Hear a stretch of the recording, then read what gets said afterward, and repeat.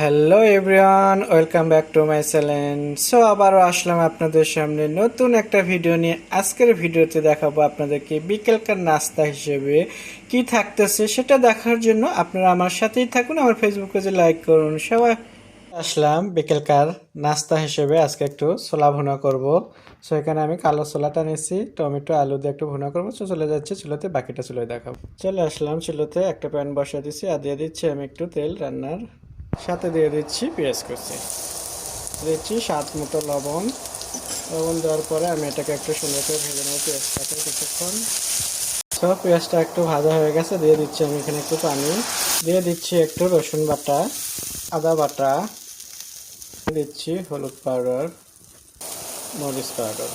এখন এটাকে আমি একটু ভালো করে মিশিয়ে নেব, নিয়ে আমি এটাকে মশলাটা কষায় নেব। তো মশলা থেকে যেন কাঁচা আদা রসুনের ঘ্রাণটা চলে যায়।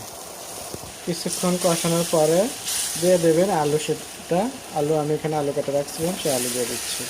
আলুটা দিয়ে সুন্দরভাবে একটু মিশিয়ে নেবেন এইভাবে। কিছুক্ষণের জন্য আমি একটু ঢাকনা দিয়ে দিচ্ছি সিদ্ধ করার জন্য। সো দেখতেই পাচ্ছেন আমার এখানে কিন্তু ঝোলটা কিন্তু একদম টানে আসছে, আর আলুটাও আমার একটু হাফ সিদ্ধ হয়ে গেছে। ফুল সিদ্ধ করব না, হাফ সিদ্ধতে আমি দিয়ে দিচ্ছি ছোলা অ্যাড করে। বিসমিল্লাহ।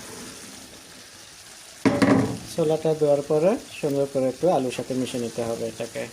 নিয়ে আপনারা চাইলে এখানে পানি দিতে পারেন, আর আমি পানি দিব না, আস্তে জাল করে আমি একটু যদি ঢেকে রাখি এখান থেকে কিন্তু বের হবে, পানি বের হবে, কারণ আমার ছোলাটা কিন্তু ডিপ থেকে বের করা, আগে থেকে ডিপে আমার সেদ্ধ করা ছিল। এটা আমার মেশানো হয়ে গেছে, এখন আমি ঢাকনা দিয়ে একটু রেখে দেবো কিছুক্ষণ। তারপর এটার জন্য টমেটো কুচি করে নেবো। মাঝে মধ্যে একটু নাড়া দিতে হবে, ঢাকনা দিয়ে রেখে দিলে হবে না। দেখতেই পাচ্ছেন এখান থেকে কিন্তু পানি ছাড়ছিল, সেই পানিটা কিন্তু আমার শুকিয়ে নিতে হবে। রান্না হতে হতে পানিটা শুকিয়ে যাবে।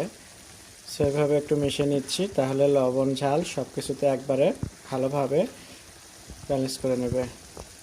জন্য করে আমি একটু টমেটো আর হালকা ধনেপাতা কুচি করেছি, আমি ওটাও দিয়ে দিচ্ছি, কারণ যেহেতু আমার রান্না হয়ে গেছে অল্প একটু সময় লাগবে, তার জন্য করে এটা দিয়ে দিচ্ছি আমি।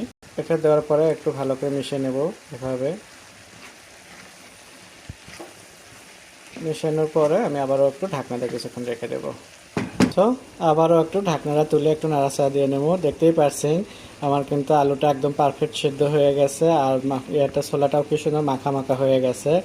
সো হয়ে গেল আমার বিকেলকার স্বাদ ও লাবণ্যময় একটা খুব মজাদার একটা নাস্তা। আশা করি আপনাদের ভালো লাগবে। আপনাদের যদি ভালো লেগে থাকে আপনারা বাসায় বিকেলে নাস্তা হিসেবে কিংবা সকালের নাস্তা হিসেবে কিন্তু আপনারা এটা ছোলাটা রান্না করতে পারেন এরকম ভুনো। আপনাদের যদি ভালো লেগে থাকে স্বাদ ও স্বাদের গল্পের সাথে থাকবেন, বেশি বেশি শেয়ার ও কমেন্ট করবেন। নতুন নতুন ভিডিও দেখার জন্য আমার ফেসবুক পেজে লাইক দিয়ে রাখবেন। সবাই ভালো থাকবেন। আল্লাহ হাফেজ।